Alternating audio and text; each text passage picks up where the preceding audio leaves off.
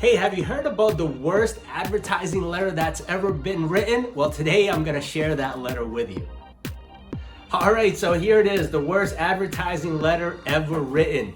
If you've ever read the book by Dale Carnegie, How to Win Friends and Influence People, this is where this letter comes from. So to start off, let me read you the letter here. Actually, what I've done is I've role-played here from the writer of the letter, writing the letter and the thoughts that are going through his mind, and then a little bit from the reader's point of view and what they're interpreting it as they are reading the letter. So follow along here.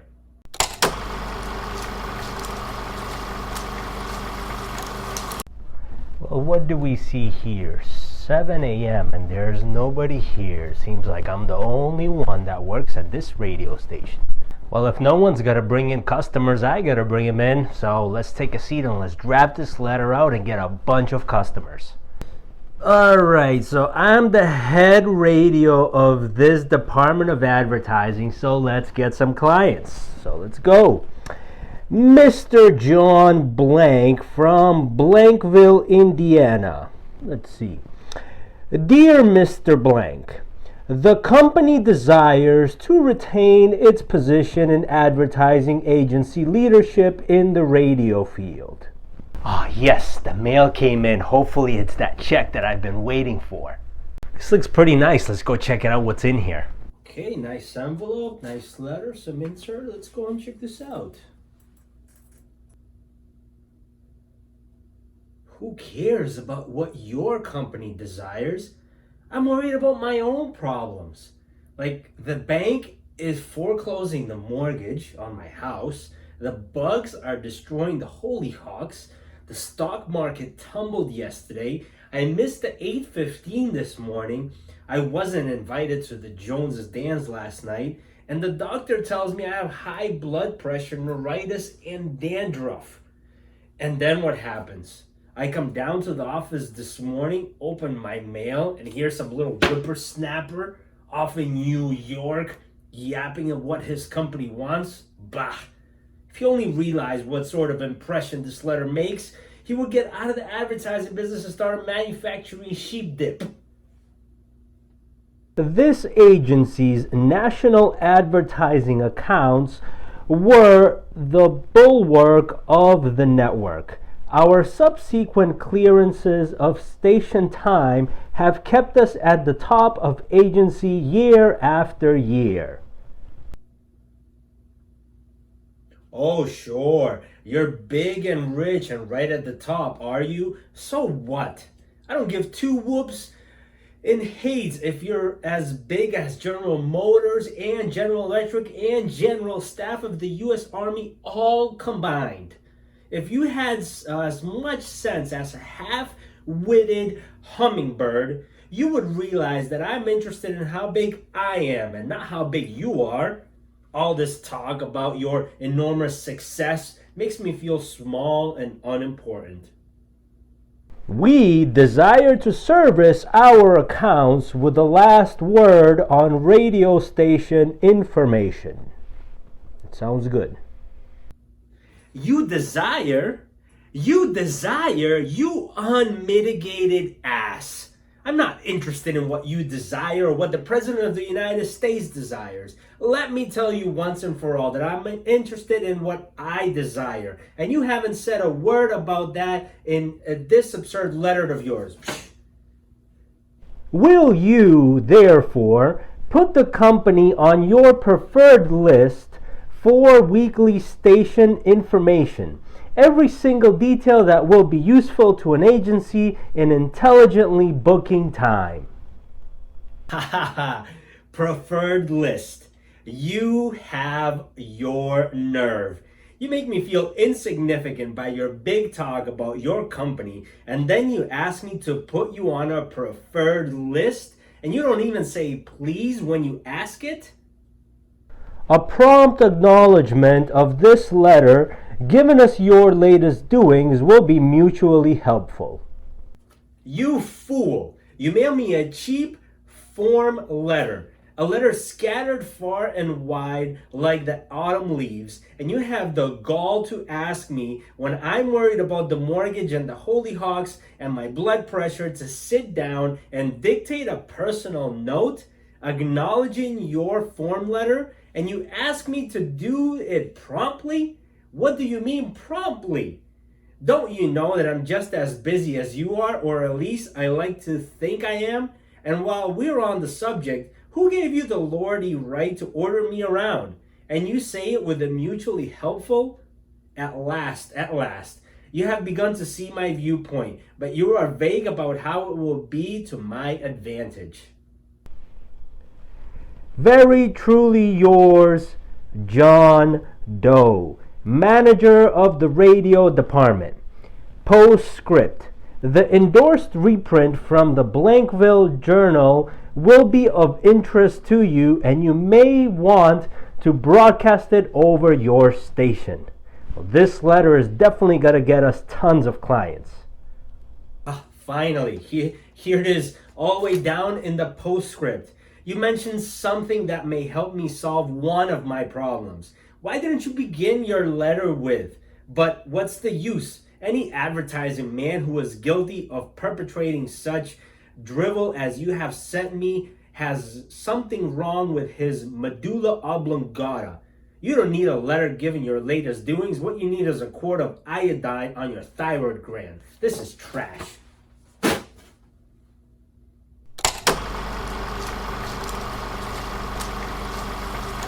Hey, hopefully that was a little bit entertaining to you. So, what do we learn from all this, right? So Dale Carnegie, if you don't know any of Dale Carnegie's story, it's an amazing story about how he found public speaking and how he found delivering messages was important, not only to his career, but also to help businesses, to help individuals communicate better and also make a living. So if you have not read the book, go and check it out, How to Win Friends and Influence People. It is definitely a great book that every entrepreneur should read. So just like we saw from that sales letter, you know, whenever the biggest breakthroughs that we have as professionals, as marketers, as business owners, is understanding that we need to view things from the receiver's point of view, from our customer's point of view. So whenever we're delivering a message, if we are concerned about solving our clients' problems, then we don't come off as such an ass or just deliberately trying to get something out of the customer versus actually trying to solve their problem and sincerely showing that we care from them. So, you know, this was a huge takeaway. And as I apply this through my business and as other entrepreneurs have applied it in their businesses, they notice that the more you deliberately and sincerely want to help the customer solve their pain points, provide a solution to whatever that they're going through, you know, you solve that challenge. So to wrap up, you know, let me just summarize 3 key factors here. Number 1, you want to view it from the other person's point of view. So when I was reading that letter, you know, the writer's writing it thinking, oh, how big I am, all of this stuff that I can solve. And when the reader's reading, he's like, you're not telling me anything. You're not solving my problem. You're not helping me in any sort of ways. I have all these other problems that I'm dealing with. How does this help me? Right? As Zig Ziglar used to say, everyone's on WIIFM. What's in it for me, right? So you have to be thinking about what's in it for your customer. What's, you know, what are the benefits that they're gonna have? How can you come across that? So when you start focusing on that, you know, that just not only brings pleasure to you because you know you're truly serving them, but it also helps you advertise better, okay?